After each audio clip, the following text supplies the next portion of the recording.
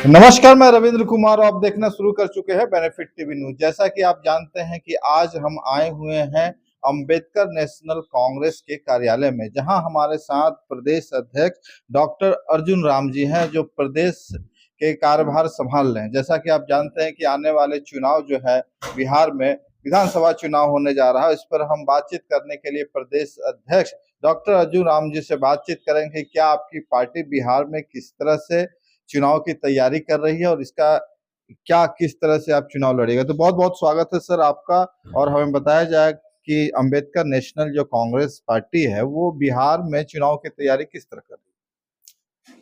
Ambedkar national Congress के banner तले हम लोग राज्य और देश में व्याप्त जो वर्निंग प्रॉब्लम है उसको मुद्दा बनाकर चलेंगे और पब्लिक के बीच में हम ले जाएंगे और उसे रूबरू कराएंगे और बोलेंगे कि तुम अपने लोगों को इसके बारे में बतलाओ, खुद भी उस ये से तैयार हो और जनप्रतिनिधि ऐसा हो जो कि ये जनता के बीच में जो समस्या है उसको कैसे समाधान होगा इसके प्रति अपना सोच सशक्त करे और इस विचारधारा को लेकर जाए और आवाम के बीच से सही जनप्रतिनिधि पैदा करे, जाकि संसद और विधानसभा में जाकर यहाँ आवाम का जो समस्या है उसका समाधान हो सके।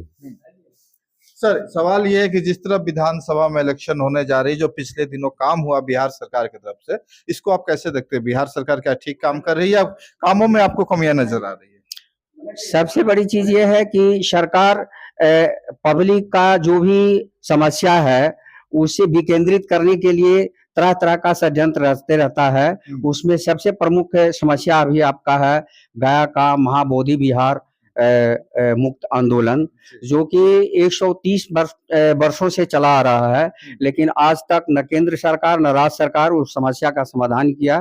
तो इस संदर्भ में मैं कहना चाहूंगा कि बीटी एक्ट 1939 जो है उसको निरस्त कर गया महाबोधि बौद्ध विहार को मुक्त करने के साथ साथ महाबोधि विहार जितने भी हैं बोधि विहार जितने भी हैं उसको भी मुक्त करने के लिए पहल करे। और इस संदर्भ के साथ मैं ये भी कहना चाहूंगा, खासकर ये महामहिम राष्ट्रपति और महामहिम राज्यपाल बिहार और प्रधानमंत्री भारत सरकार, मुख्यमंत्री बिहार सरकार इस तरफ ध्यान दे कि मठ और मंदिर में जो जायदाद है, प्रॉपर्टी है, उसकी चर्चा क्यों नहीं कर रहे हैं। इसे अलग ये जो है सब धार्मिक स्थलों को टारगेट बना रहे हैं। तो हम चाहेंगे ये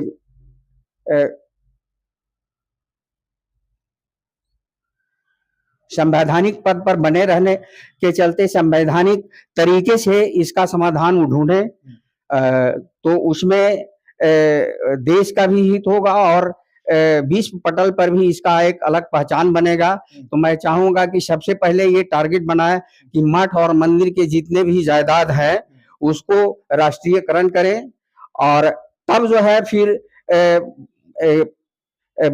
महाबोधि विहार और वक्फ बोर्ड है या और अन्य धार्मिक स्थल जो जिसको कि ये लैंड बैंक के नाम पर चाह रहे हैं कि उसका प्रॉपर्टी ले करके अपने कुछ मित्रों के हाथ में सौंपे, तो ये देशद्रोह का बहुत बड़ा पहल है। इसको हम चाहेंगे कि प्रधान जो भी राष्ट्रपति हैं, राज्यपाल हैं या प्रधानमंत्री हैं या मुख्यमंत्री हैं, इस पर पहल कर और सही आवाम देश के हित में कदम उठाएं।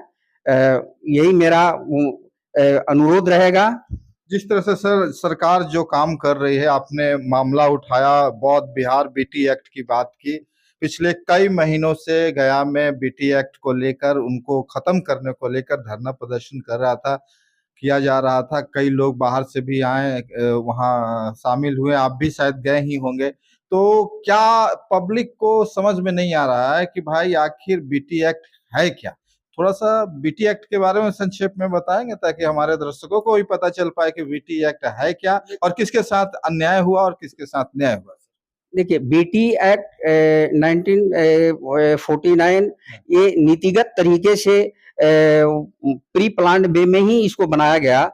इसके सूत्रपात हमारे भूतपूर्व प्रधानमंत्री पंडित जवाहरलाल नेहरू का मुख्य श्रेय है।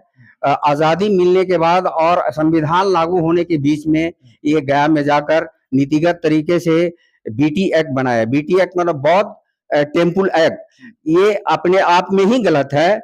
बौद्धों का बिहार होता है, बौद्धों का टेम्पल नहीं होता है। तो यहाँ पर भी उन्होंने एक राजनीतिक तौर पर दबाव बनाया बौद्ध विहार को ब्राह्मणीकरण करने का, जो कि राष्ट्रहित में नहीं है। और इसके लिए उस टाइम से लड़ाई अभी तक चला रहा है, लेकिन समाधान की ओर ध्यान केंद्रित नहीं करके उसको विकेंद्रित कैसे करें इस पर ये पहल बराबर लेते रहते हैं।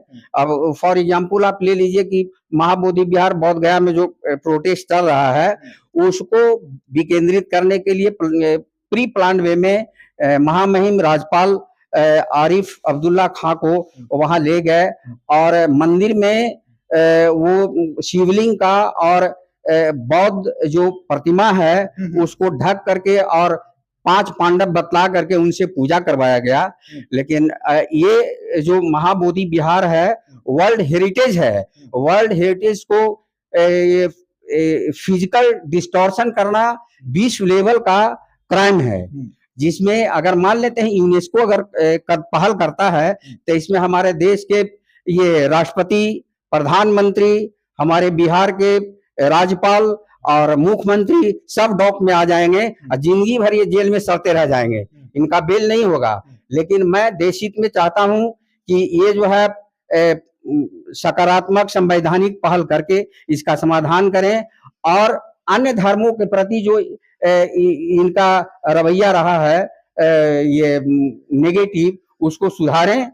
और ये अगर मान लेते हैं ये चाहते हैं कि सब धर्म के प्रॉपर्टी को हम अपने हाथ में ले लें, तो पहला कदम इनको चाहिए कि बौद्ध मठ का जो भी मंदिर और परिसंपदा है उसको राष्ट्रीयकरण करने के बाद ही दूसरी तरफ सोचें। सर, एक सवाल इस तरह का उठता है कि जिस तरह से आपने कहा बौद्ध मंदिरों की बात कही, आप अंबेडकर नेशनल कांग्रेस के प्रदेश अध्यक्ष हैं, क्या आपकी जो सरकार है इलेक्शन होने वाली है उसमें अगर आपकी अच्छी खासी सीट आती है तो अगर सरकार में आप शामिल होते हैं या सरकार में बनते हैं तो क्या करें, क्या आपकी घोषणा होगी बौद्ध मंदिरों के प्रति या फिर अन्य धर्मों के संस्थाओं? देखिए, सबका मूल ये है कि मेरा जो ये बायलॉज है वो संविधान के तहत बना हुआ है और हम लोग जितने भी पार्टी के सदस्य हैं वो सब संविधान में विश्वास करने वाले हैं। तो हम चाहेंगे संवैधानिक तरीके से ही किसी समस्या का समाधान हो। गैर संवैधानिक तरीका अपनाने के लिए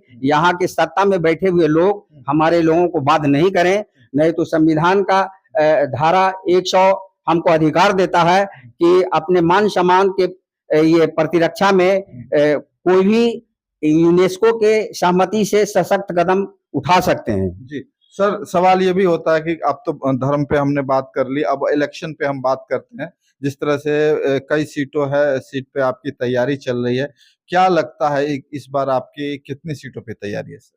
देखिए, ये जो प्रश्न आपका है इतना इजी नहीं है, उसको इतना आसानी से जवाब नहीं दिया जा सकता है। हम जो ये प्रोटोकॉल बनवाएंगे ये खास करके ये इलेक्शन के मद्देनजर, तो जो संवैधानिक तरीका है उसको लेकर के ही बनाएंगे, उसको लेकर के आवाम के बीच में जाएंगे, आवाम से हम अपील करेंगे कि इस पर अमल कीजिए और उन्हीं को जिम्मेदारी देंगे कि अपने बीच से सही जनप्रतिनिधि को आप चयनित करके हमारे सामने दीजिए, उनको हम लड़ाएंगे और लड़ाने के बाद में बहुमत अगर आएगी तो फिर आपका जो समस्या है उसका संवैधानिक समाधान करने का हम गारंटी देते हैं। बिहार के जो लोकल मुद्दा है, लोकल एजेंडा है, उसको लेकर आप किस तरह सरकार को घेरने का प्रयास करेंगे? उसको अभी तो सरकार से समाधान की बात करेंगे, क्या क्या लोकल एजेंडा लेके आपकी पार्टी मैदान में उतरेगी? देखिए, अभी वैश्विक स्तर का समाधान समस्या जो है वो हमारा है बोधि गया महाबोधि विहार प्रोटेस्ट, जी तो उसको हम सबसे पहले मुद्दा बनाएंगे। अच्छा। और उससे विकेंद्रित करने के लिए सरकार और प्रशासन में जो संवैधानिक पद पर बने हुए हैं वो असंवैधानिक तरीका अपना करके उसको विकेंद्रित करने का जो काम कर रहे हैं उस काम को ही छोड़ें, संवैधानिक तरीके से सही उसका यूनेस्को से मिलकर संवैधानिक समाधान का गारंटी आवाम को दें। सर, बिहार का बहुत बड़ा मुद्दा है कि जिस तरह से लोग सरकारी स्कूल की जो पढ़ाई है, जो शिक्षा व्यवस्था है, आज तक कभी जो है शिक्षा जो है इलेक्शन का मुद्दा नहीं बन पाया। मुद्दा रहा बेरोजगारी, गरीबी, भ्रष्टाचार, ये तमाम मुद्दे हैं। तो शिक्षा जैसे जो जरूरी चीज है, जो खासकर अम्बेडकर नेशनल कांग्रेस जिस तरह से नाम है, शिक्षा अति महत्वपूर्ण चीज है, उस पर आप लोग मुद्दा क्यों नहीं बना रहे सर, जबकि बिहार की जो शिक्षा व्यवस्था बिल्कुल बदहाल है।